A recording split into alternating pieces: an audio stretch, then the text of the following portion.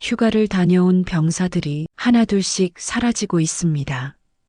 20살 이병 윤재민도 곧 첫 휴가를 떠날 예정이에요. 매일 밤 선임들의 괴롭힘에 시달리며 절망에 빠진 채로 말이죠. 그런데 휴가를 떠나는 그 순간 한 헌병대장이 윤재민에게 충격적인 말을 건넵니다. 내가 돌아오면 그놈들은 부대에 없다. 과연 무슨 일이 벌어진 걸까요? 지금부터 군대 역사상 가장 충격적인 정의구현 스토리가 구독, 좋아요와 함께 시작됩니다. 강원도 최전방 GOP 부대. 새벽 5시 기상나팔 소리가 병영을 깨웠어요. 이병 윤재민은 침대에서 몸을 일으키며 깊은 한숨을 내쉬었습니다. 입대한 지 넉 달째, 아직도 이 생활에 익숙해지지 않았어요. 20살의 윤재민은 키가 170cm 정도로 작은 편이었지만 날카로운 관찰력과 빠른 눈치로 부대 생활을 버텨내고 있었습니다. 말수가 적고 조용한 성격 덕분에 큰 문제 없이 지내왔지만 최근 들어 내무반 분위기가 이상했어요. 특히 일병 강동현과 상병 조성우가 문제였습니다. 강동현은 키가 180cm에 건장한 체격을 자랑하는 21살이었어요. 경상도 사투리를 쓰며 거친 말투로 후임들을 다그치곤 했습니다. 조성우는 22살로 강동현보다 1살 많았지만 오히려 강동현을 부추기며 은밀한 괴롭힘에 가담했어요. 어젯밤에도 그런 일이 있었습니다. 소등 시간이 지난 후 강동현이 윤재민을 불렀어요. 야, 윤재민, 이리 와봐. 세면장에서 할 일이 있어. 윤재민은 마지못해 일어났습니다. 세면장에서 강동현과 조성우는 윤재민에게 팔굽혀펴기를 시켰어요. 이유는 낮에 점호대 자세가 흐트러져 보였다는 것이었습니다. 100개까지 해봐. 못하면 내일 또 해야 돼. 윤재민은 묵묵히 팔굽혀펴기를 했어요. 팔이 후들거렸지만 참았습니다. 이런 일이 벌써 일주일째 계속되고 있었어요. 하지만 더 이상한 것은 다른 병사들의 반응이었습니다. 최근 몇 주 동안 휴가를 다녀온 병사들이 말없이 전출을 가거나 병가로 빠지는 일이 반복되고 있었어요. 이병 박민수는 지난주 휴가를 다녀온 후 갑자기 전출 명령을 받았습니다. 일병 김철호는 휴가 복귀 후 신경쇠약으로 병가를 냈어요. 상병 이정우는 아예 부대에서 모습을 감췄습니다.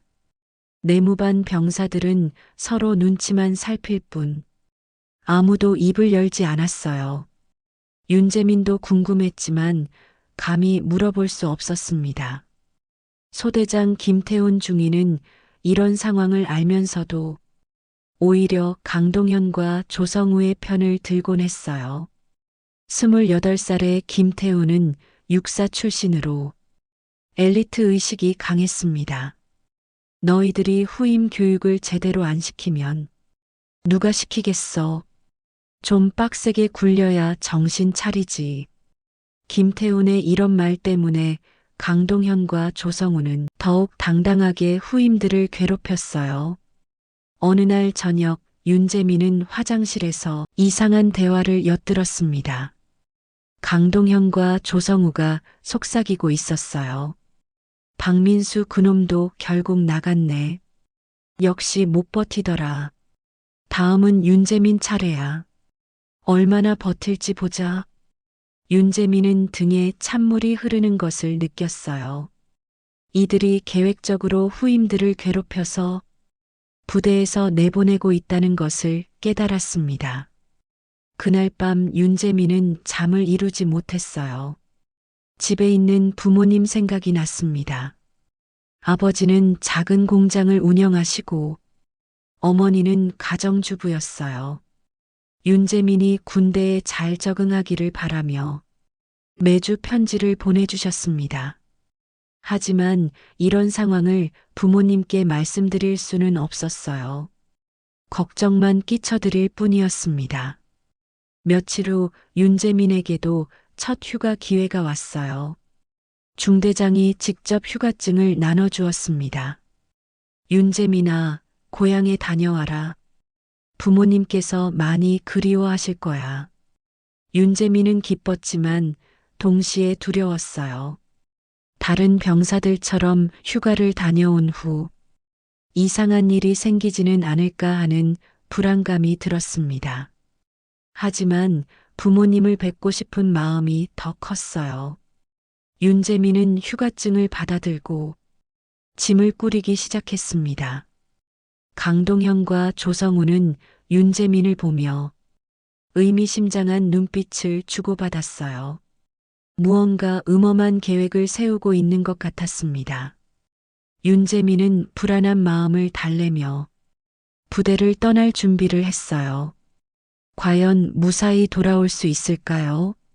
아니면 다른 병사들처럼 사라져버리는 운명을 맞게 될까요? 위병소를 향해 걸어가는 윤재민의 뒷모습이 쓸쓸해 보였습니다. 윤재민은 위병소 앞에 서서 마지막으로 부대를 돌아봤어요. 철조망 너머로 보이는 산들이 아직도 겨울의 흔적을 간직하고 있었습니다. 드디어 첫 휴가를 떠나는 순간이었어요. 위병소에서는 출입 통제를 담당하는 일병 최영수가 근무를 서고 있었습니다. 최영수는 윤재민을 보며 부러운 듯 말했어요. 좋겠다, 휴가. 나도 다음 달에 갈 예정인데 벌써 설레네. 윤재민은 미소를 지으며 답했습니다.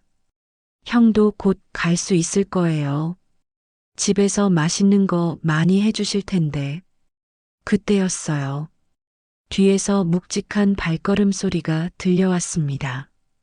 윤재민이 돌아보니 헌병 완장을 찬 중령이 다가오고 있었어요. 최진섭 헌병대장이었습니다. 51살의 최진섭은 키가 180cm에 단단한 체격을 자랑했어요. 회색 머리가 섞인 짧은 헤어스타일과 날카로운 눈빛이 인상적이었습니다. 최진섭은 윤재민 앞에 멈춰 섰어요. 그리고 조용하지만 확고한 목소리로 말했습니다. 이병 윤재민이지. 윤재민은 깜짝 놀라며 경례했어요. 네, 맞습니다. 최진섭은 윤재민을 찬찬히 바라봤습니다. 마치 오래전부터 윤재민을 지켜봐 왔다는 듯한 묘한 눈빛이었어요. 나한테 한 번만 기회를 줘. 내가 돌아오면 그놈들은 부대에 없다. 윤재민은 무슨 말인지 이해할 수 없었어요. 하지만 최진섭의 말에는 확신에 찬 무게감이 있었습니다. 대장님, 무슨 말씀이신지. 최진섭이 손을 들어 윤재민의 말을 막았어요. 지금은 아무 말 하지 마. 그냥 휴가 잘 다녀와. 돌아오면 모든 게 달라져 있을 거야. 최진섭의 눈에는 깊은 결의가 서려 있었어요. 마치 오랫동안 준비해온 어떤 계획이 있다는 듯 했습니다. 윤재민은 혼란스러웠어요. 헌병대장이 왜 자신에게 이런 말을 하는 걸까요? 그놈들이라는 것은 강동현과 조성우를 말하는 것일까요? 최진섭은 윤재민의 어깨에 손을 올렸어요. 그 손길에는 아버지 같은 따뜻함이 느껴졌습니다. 너는 잘못이 없다. 이 모든 게 내 탓이 아니야. 그걸 꼭 기억해. 윤재민의 눈에 눈물이 맺혔어요. 그동안 혼자 견뎌왔던 고통과 두려움이 한순간에 무너져 내렸습니다. 최진섭은 더 이상 말하지 않았어요. 그저 윤재민을 바라보며 무언의 메시지를 전했습니다. 믿어달라는 기다려달라는 메시지였어요.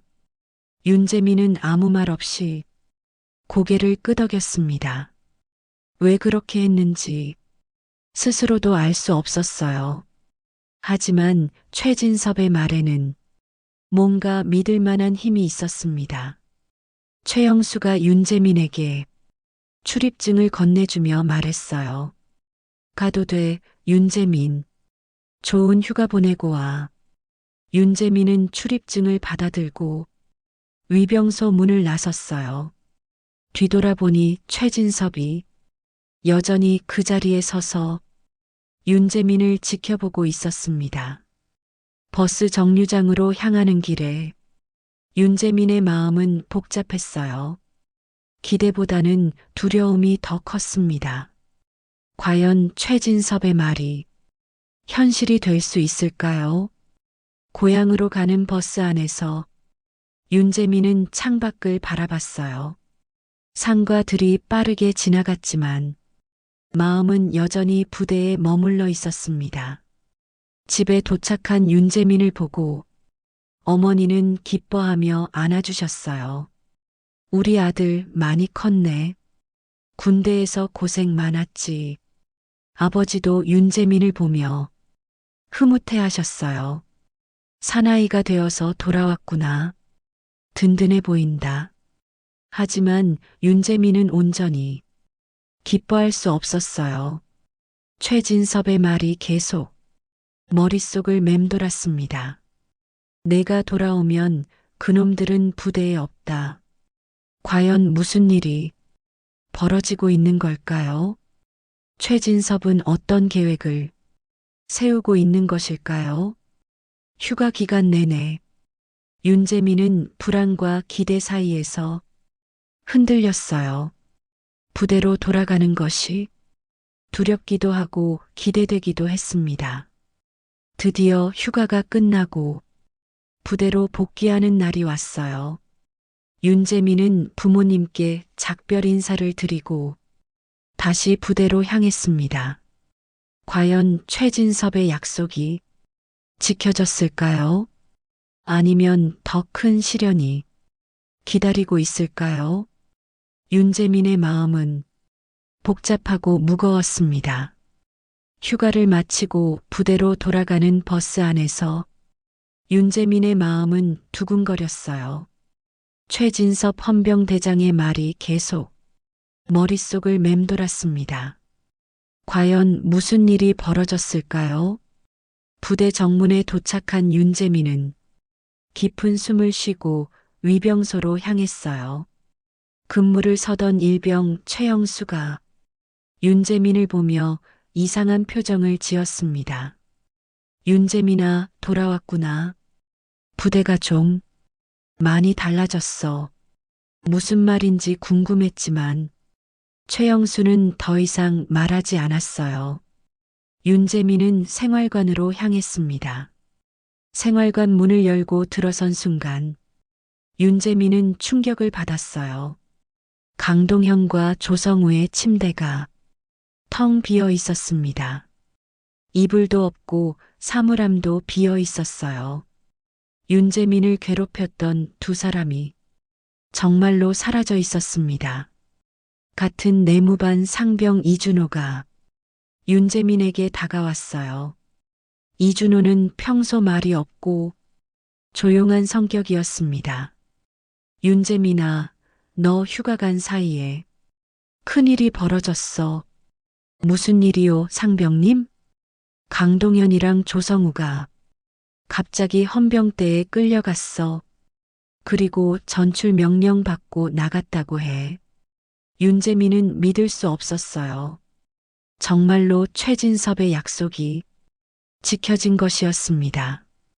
그런데 더 놀라운 소식이 기다리고 있었어요. 이준호가 목소리를 낮춰 말했습니다. 그리고 김태훈 소대장도 사라졌어. 어제 갑자기 부대에서 모습을 감췄다고 해. 윤재민의 눈이 커졌어요. 소대장까지 사라졌다는 것은 상상도 못한 일이었습니다. 소대장님이 왜요? 잘 모르겠어. 헌병대에서 조사가 들어왔다는 소문이 있어. 뭔가 문제가 있었나 봐. 그때 내무반 문이 열리고 새로운 소대장이 들어왔어요. 박상민 중이었습니다. 27살의 박상민은 온화한 인상을 가진 장교였어요. 모두 집합. 병사들이 일제히 일어나 정렬했습니다. 박상민은 진지한 표정으로 말했어요. 나는 새로 부임한 박상민 소대장이다. 앞으로 이 소대를 맡게 되었다. 박상민의 목소리에는 김태훈과는 다른 따뜻함이 있었어요. 여러분들에게 미리 말해둔다. 이 소대에서는 부당한 일이 일어나지 않을 것이다. 서로 존중하고 배려하는 분위기를 만들어가자. 윤재민은 놀랐어요. 이전 소대장과는 완전히 다른 방침이었습니다. 혹시 어려운 일이 있으면 언제든지 나에게 말해라. 숨기지 말고 솔직하게 이야기하라. 박상민의 말에 병사들은 서로 눈빛을 주고받았어요. 이런 소대장은 처음이었습니다. 소대장 교체식이 끝난 후 윤재민은 혼자 복도에 서서 생각에 잠겼어요. 정말로 모든 게 바뀐 것 같았습니다. 그때 누군가 윤재민의 어깨를 두드렸어요. 돌아보니 최진섭 헌병대장이 서 있었습니다. 어때, 약속 지켰지? 윤재민은 감격스러워서 말이 나오지 않았어요. 최진섭이 미소를 지으며 말했습니다. 이제 걱정하지 마. 내가 평안하게 군 생활을 할 수 있을 거야. 대장님, 정말 감사합니다. 어떻게 이런 일이 가능했나요? 최진섭의 표정이 진지해졌어요. 오래전부터 준비해온 일이야. 이 부대의 문제를 계속 지켜보고 있었거든. 최진섭은 잠시 말을 멈추고 윤재민을 바라봤어요. 너는 이제 피해자가 아니라 살아남은 증인이야. 앞으로 후임들이 오면 내가 지켜줘야 해. 윤재민은 고개를 끄덕였어요. 그제서야 자신이 얼마나 힘든 시간을 보냈는지 실감했습니다. 그날 저녁 식사 시간에 부대 전체 분위기가 조용했어요. 갑작스러운 변화에 모든 병사들이 당황하고 있었습니다. 윤재민은 식판을 들고 자리에 앉으며 주변을 살폈어요. 강동현과 조성우가 있던 자리는 텅 비어 있었습니다. 상병 이준호가 윤재민 옆에 앉으며 조용히 말했어요. 윤재민아, 너 휴가 가기 전에 무슨 일 있었어? 헌병대에서 너에 대해 물어보더라. 윤재민은 깜짝 놀랐어요. 저에 대해서요? 응. 강동현이랑 조성우가 너를 어떻게 대했는지 자세히 물어봤어. 윤재민은 이제야 상황을 이해하기 시작했어요. 최진섭이 자신을 조사하고 있었던 것이었습니다. 그날 밤 윤재민은 오랜만에 편안한 잠을 잤어요.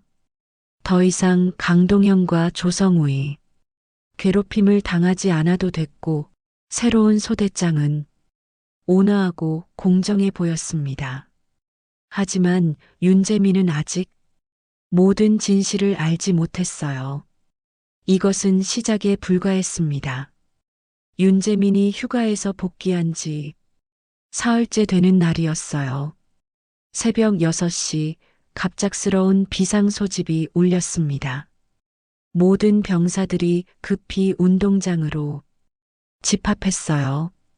중대장 이동철 소령이 마이크를 들고 단상에 올라섰습니다. 이동철의 얼굴은 심각했어요. 전 장병은 주목. 오늘부터 군 헌병대 특별조사팀이 우리 부대에 파견됩니다. 병사들 사이에서 웅성거림이 일어났어요.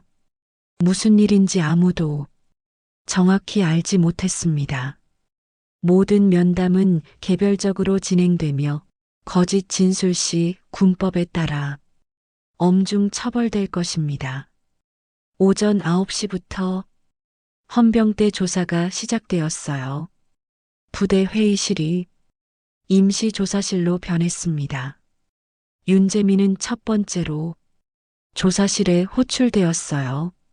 문을 열고 들어가니 최진섭 헌병대장과 함께 낯선 헌병 2명이 앉아 있었습니다. 이병 윤재민 착석하세요. 윤재민은 의자에 앉으며 긴장했어요. 최진섭이 따뜻한 목소리로 말했습니다. 편하게 생각하고 사실대로만 말하면 돼. 내가 당한 일들을 정확히 이야기해줘. 윤재민은 그동안 겪었던 모든 일들을 털어놓았어요.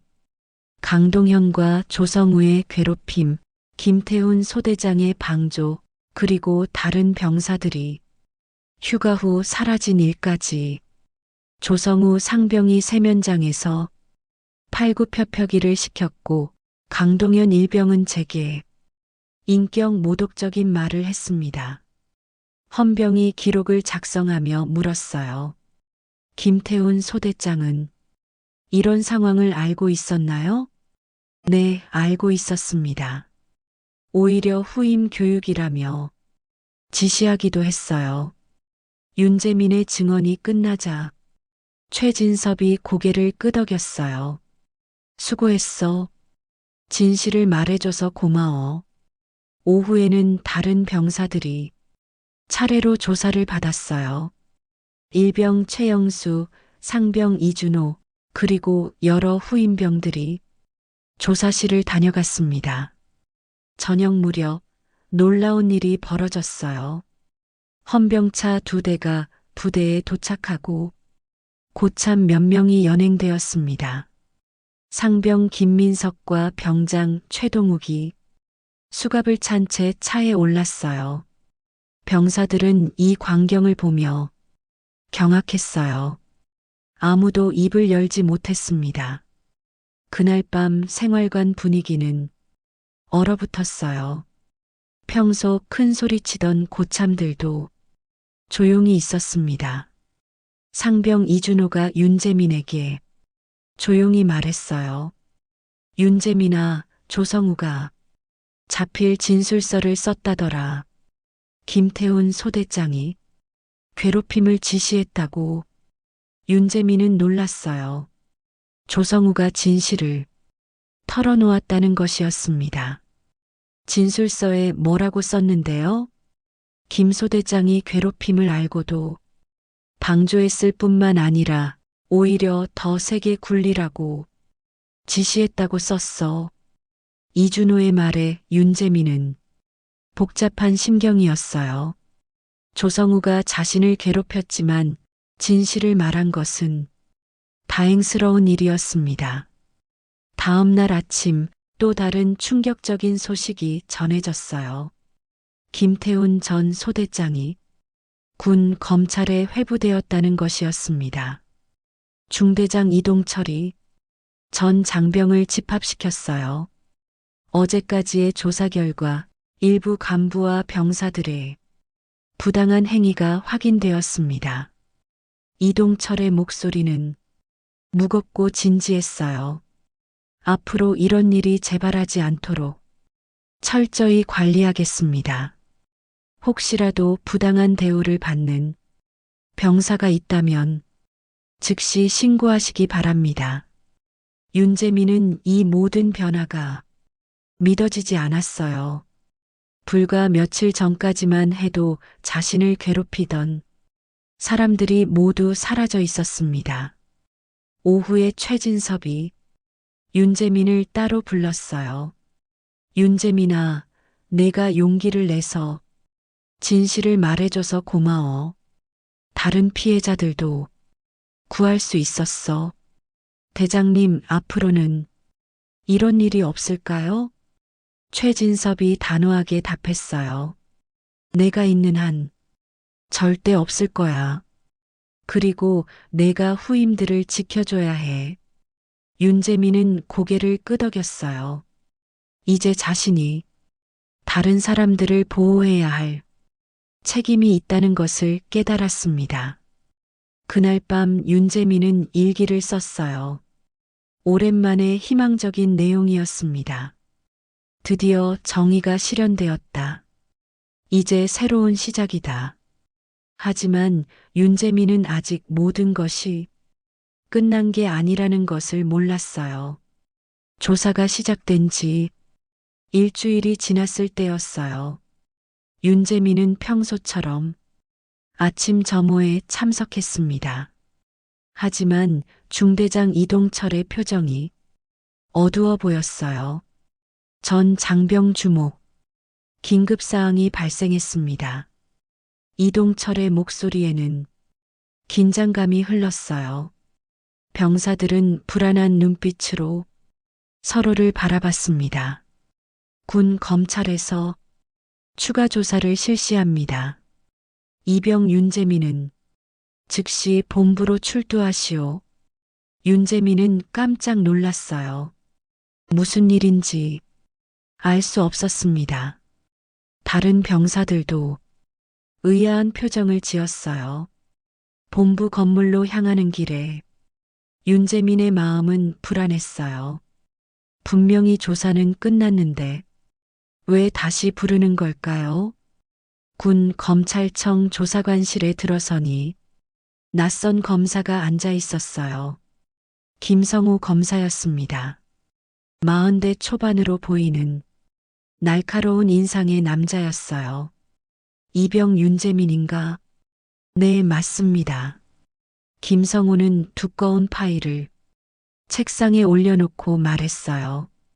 김태훈 전 소대장이 반박 진술을 제출했다. 내가 지어낸 이야기라고 주장하고 있어. 윤재민은 충격을 받았어요.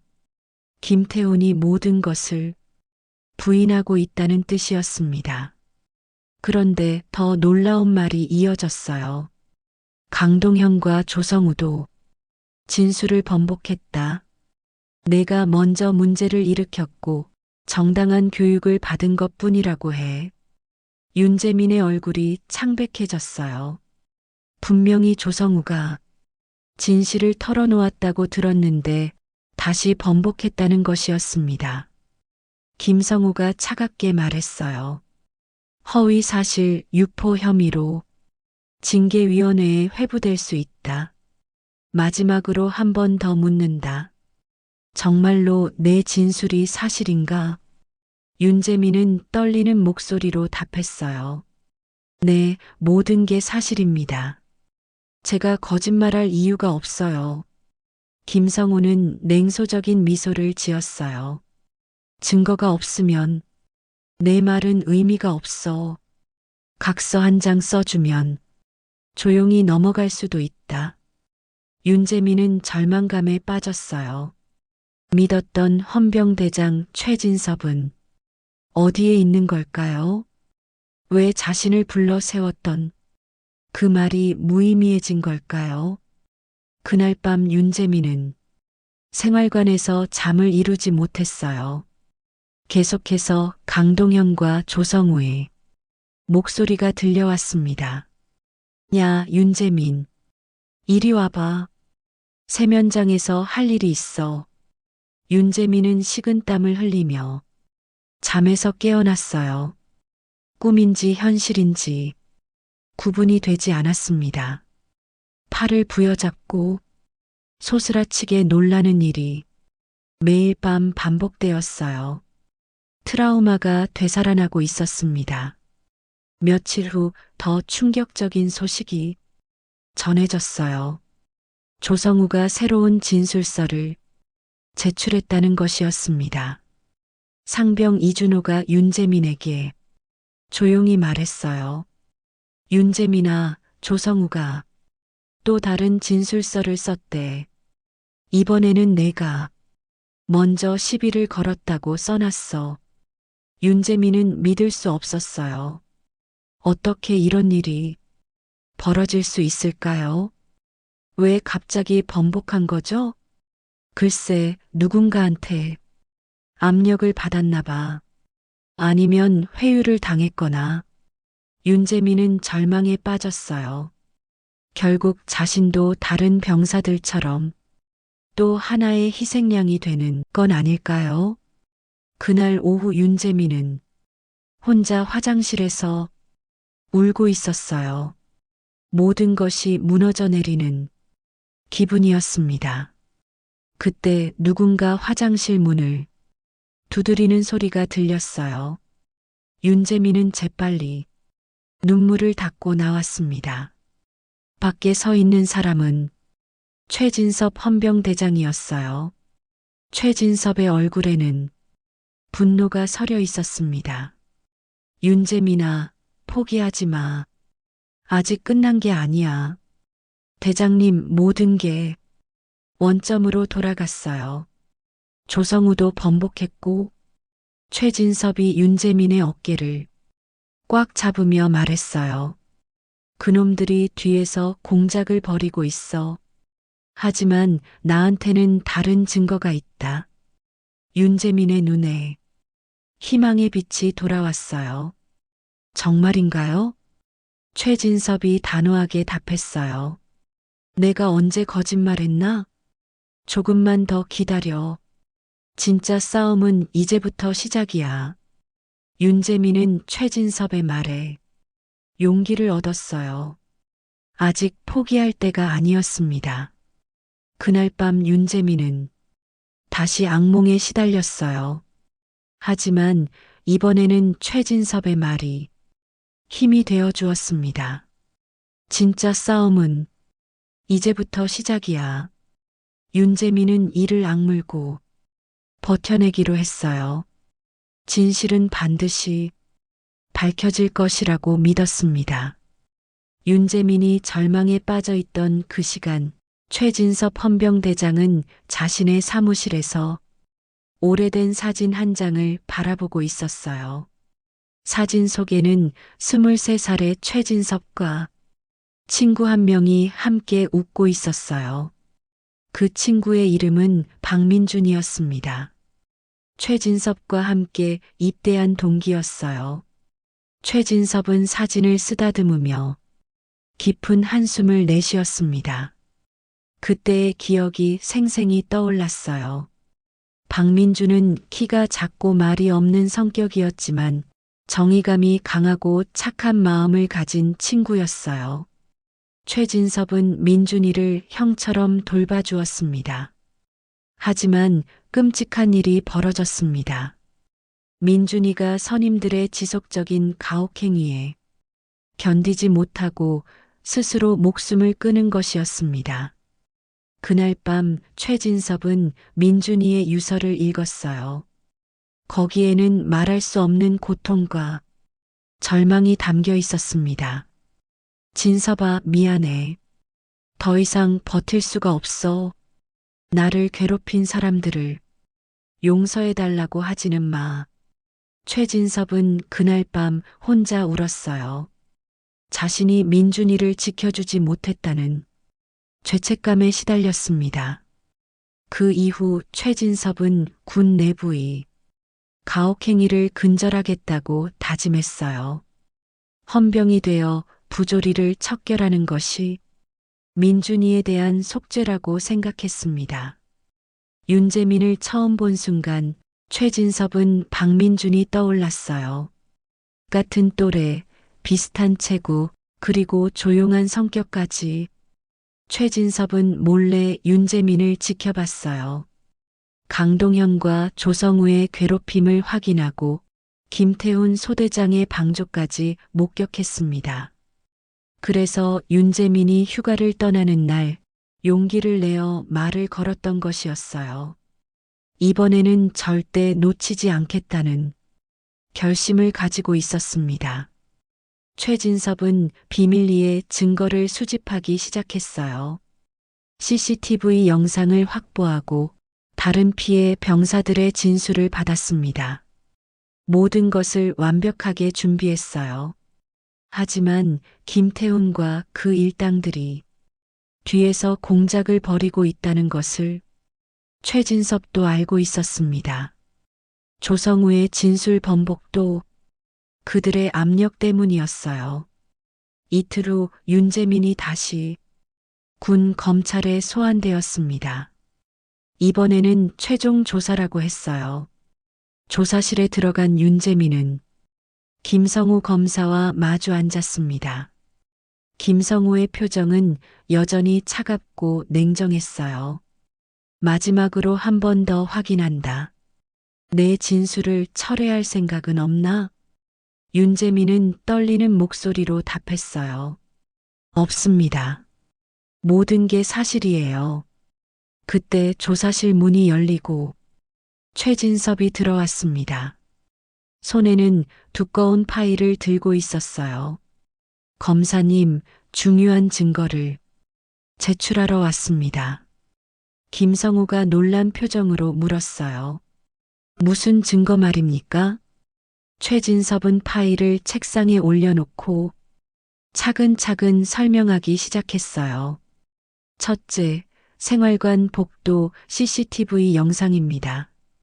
강동형과 조성우가 윤재민을 세면장으로 끌고 가는 장면이 찍혀 있어요.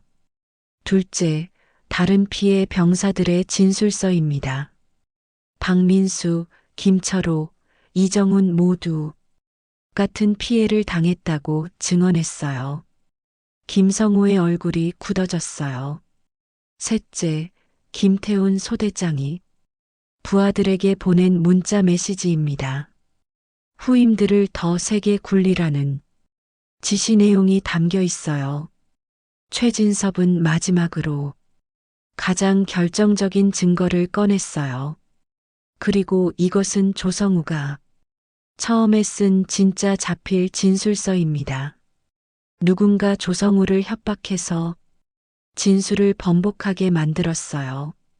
김성우는 더 이상 할 말이 없었어요. 모든 증거가 완벽했습니다. 최진섭이 윤재민을 바라보며 말했어요. 이제 너는 피해자가 아니라 정의의 증거가 되어야 해. 내 용기 덕분에 다른 병사들도 구할 수 있었어. 윤재민의 눈에 눈물이 맺혔어요. 대장님, 왜 이렇게까지 도와주시는 거예요? 최진섭은 박민준의 사진을 꺼내 보였어요. 내 친구야. 너처럼 가혹행위에 시달리다가 세상을 떠났어. 그때 내가 지켜주지 못했거든. 최진섭의 목소리가 떨렸어요. 이번에는 절대 놓치고 싶지 않았어. 내가 민준이를 대신해서 살아남아줘서 고마워. 그날 오후 김태훈과 그 일당들이 모두 재구속되었어요. 조성우도 위증 혐의로 추가 처벌을 받게 되었습니다. 최진섭은 윤재민에게 마지막으로 말했어요. 앞으로 후임들이 오면 내가 지켜줘야 해. 그것이 진정한 선임의 역할이야. 윤재민은 깊이 고개를 숙였어요. 이제 자신이 무엇을 해야 하는지 확실히 알 것 같았습니다. 육군 본부 군법회의실에서 역사적인 재판이 시작되었어요. 김태훈 전 소대장과 관련자들에 대한 군 법정이 열린 것이었습니다. 재판장에는 김철수 군법무관이 앉아 있었고 방청석에는 많은 언론인들과 군 관계자들이 자리를 메웠어요. 이번 사건이 군 내부에 미칠 파장을 모두가 주목하고 있었습니다. 윤재민은 증인석에 앉아 떨리는 마음으로 재판을 지켜봤어요. 김태훈은 피고인석에서 여전히 당당한 표정을 짓고 있었습니다. 검찰관이 기소장을 낭독하기 시작했어요.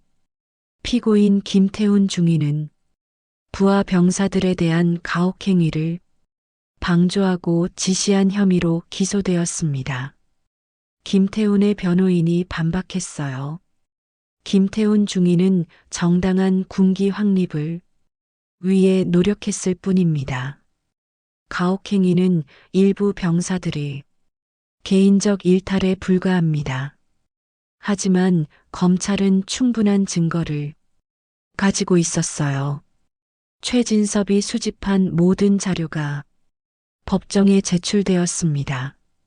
증인으로 출석한 윤재민이 증언대에 섰어요.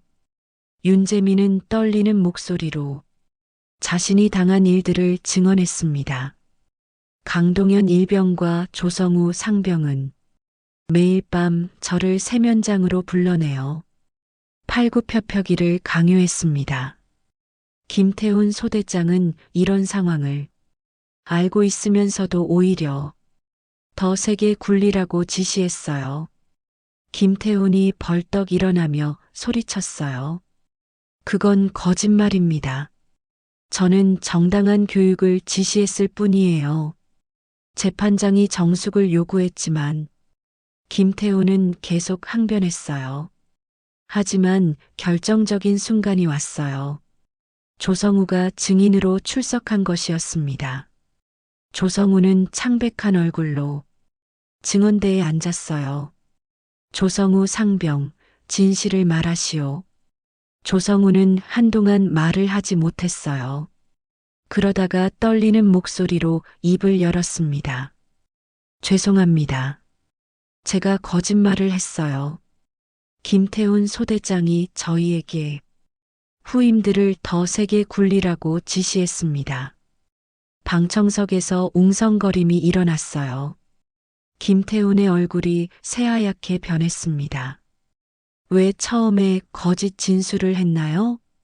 김태훈 소대장이 저를 불러서 진술을 번복하라고 협박했어요. 만약 거부하면 영창에 보내겠다고 했습니다. 이어서 강동현도 증인으로 출석했어요. 강동현은 고개를 푹 숙인 채 모든 것을 자백했습니다. 저희가 윤재민을 괴롭힌 것이 맞습니다. 김태훈 소대장의 지시가 있었어요. 그때 방청석에서 한 여성이 일어났어요. 박민준의 어머니였습니다. 최진섭이 직접 모셔온 것이었어요. 재판장님, 제가 한 말씀 드려도 될까요? 재판장이 허락하자 박민준의 어머니가 눈물을 흘리며 말했어요. 제 아들 민준이도 이런 가혹행위 때문에 스스로 목숨을 끊었습니다. 13년 전 일이에요. 방청석이 조용해졌어요. 모든 사람들이 숨을 죽이고 들었습니다. 그때도 지휘관들은 모른 척했어요. 개인의 나약함이라고 했습니다. 하지만 그게 아니에요. 박민준의 어머니는 울먹이며 계속했어요. 가혹행위는 개인의 일탈이 아니라 지휘관의 책임입니다. 더 이상 제 아들 같은 피해자가 나오지 않았으면 좋겠어요.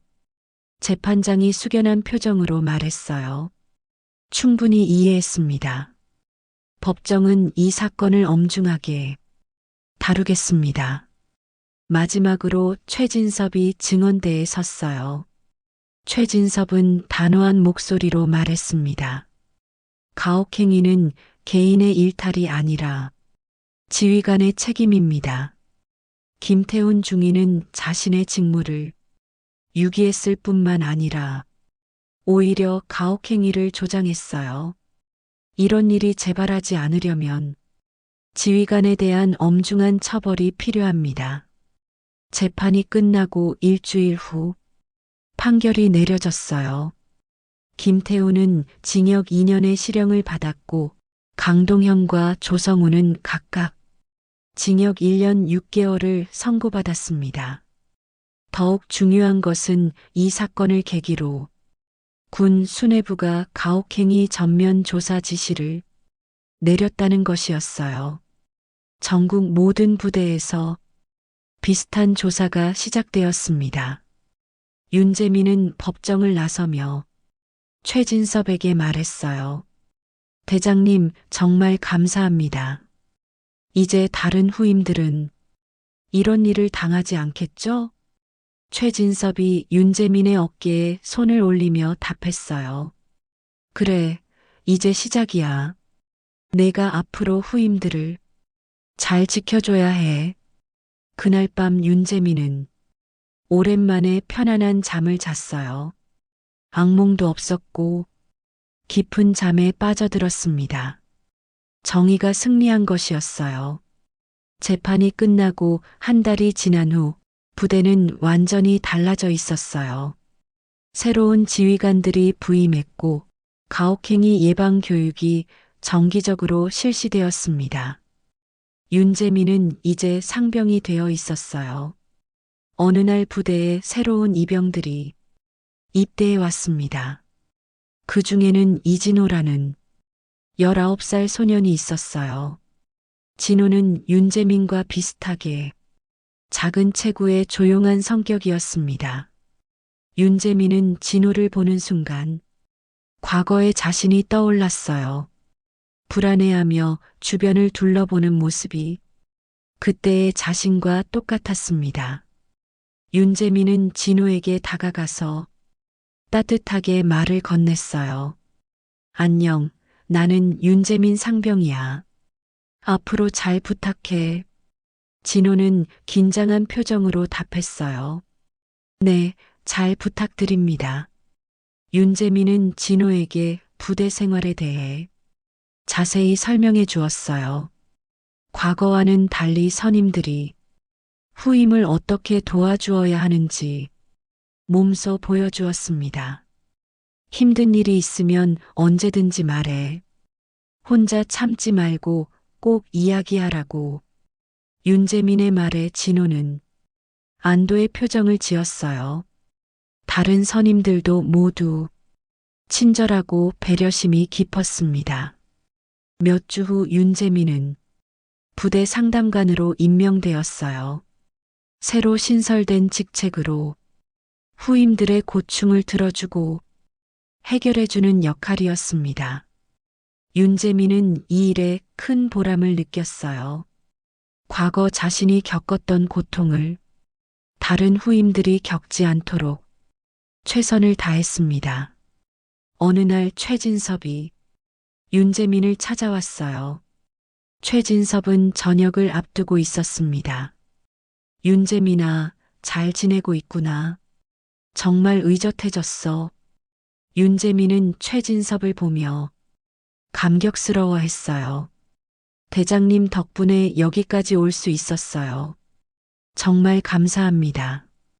최진섭이 미소를 지으며 말했어요. 아니야, 내 용기 덕분이야. 내가 끝까지 포기하지 않았기 때문에 모든 것이 가능했어. 최진섭은 윤재민에게 편지 봉투 하나를 건넸어요. 전역하고 나서 읽어봐. 내가 얼마나 소중한 사람인지 적어놨어. 윤재민도 마침내 전역을 하게 되었어요. 2년간의 군 생활이 끝나는 순간이었습니다. 전역식에서 윤재민은 많은 후임들의 배웅을 받았어요. 이진호도 그 중 하나였습니다. 상병님 덕분에 즐거운 군 생활할 수 있었어요. 나중에 저도 상병님처럼 후임들을 잘 돌봐주겠습니다. 윤재민은 뿌듯한 마음으로 부대를 떠났어요. 과거의 악몽은 이제 완전히 사라져 있었습니다. 전역 후 윤재민은 대학에 복학했어요. 심리학과를 전공하며 상담 공부에 매진했습니다. 군에서의 경험을 바탕으로 다른 사람들을 도와주고 싶었어요. 윤재민은 군 상담사 자격을 취득했습니다. 그리고 놀랍게도 자신이 복무했던 부대에서 근무 제의가 들어왔어요. 부대를 다시 찾은 윤재민은 감회가 새로웠어요. 위병소의 철문을 지나며 과거의 기억들이 떠올랐습니다. 하지만 이제는 두렵지 않았어요. 오히려 자신이 이곳에서 무엇을 해야 하는지 분명히 알고 있었습니다. 윤재민은 가혹행위 예방 교육 담당자로 일하게 되었어요.